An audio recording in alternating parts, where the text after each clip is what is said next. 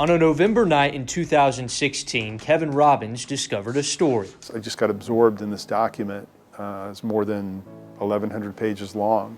It was the National Transportation Safety Board report on the accident that killed Payne Stewart in 1999. The decorated sports writer and senior lecturer at the University of Texas School of Journalism decided to write a book. There had been 2 books written about Stewart and his life. They were published a year after his death in 1999. So they didn't have the kind of perspective that time gives us.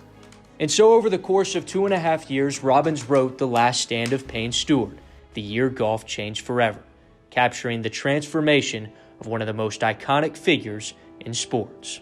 As a young man, he was brash, he was petulant, he was moody, he was childish. When he died, he was no longer that person. He had evolved, and he showed that growth, mainly in 1999, when he won at Pinehurst with that incredible grace and sportsmanship. Payne Stewart, you're in the driver's seat right now. Payne Stewart arrived at the 72nd hole at Pinehurst in that US Open in '99 with a 1-shot lead. It was Payne's to win. This ball going down the right side. He blocked his drive into the worst lie he had had all week.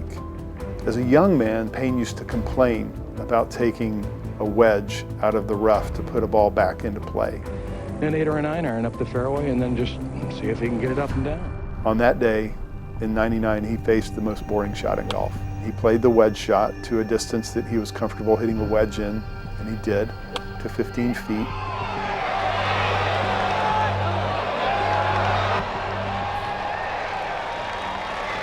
Chance to win it.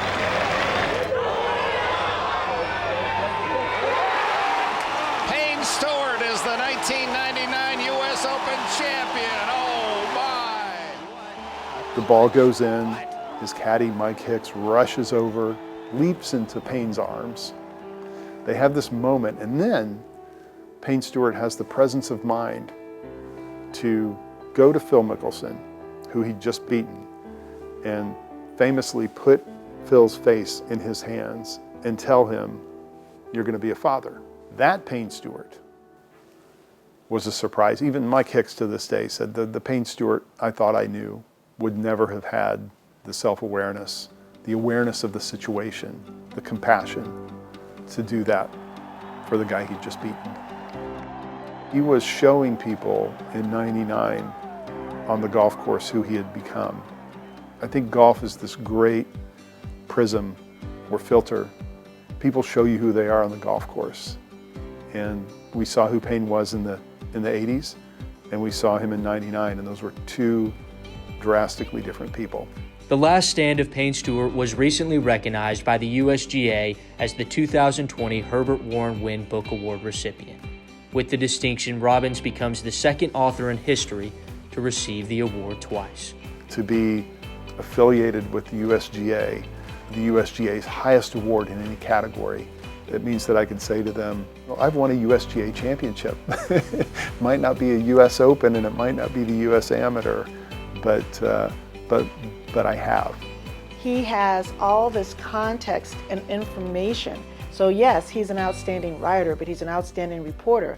So before he starts writing, he has all of these elements and he knows how to put them into context and he knows how to prioritize, and you end up with this incredibly compelling story. He knows which story to tell among all those stories. I know that the most important thing in writing is not decorative or ornamental, but it's really simplicity and basic clarity.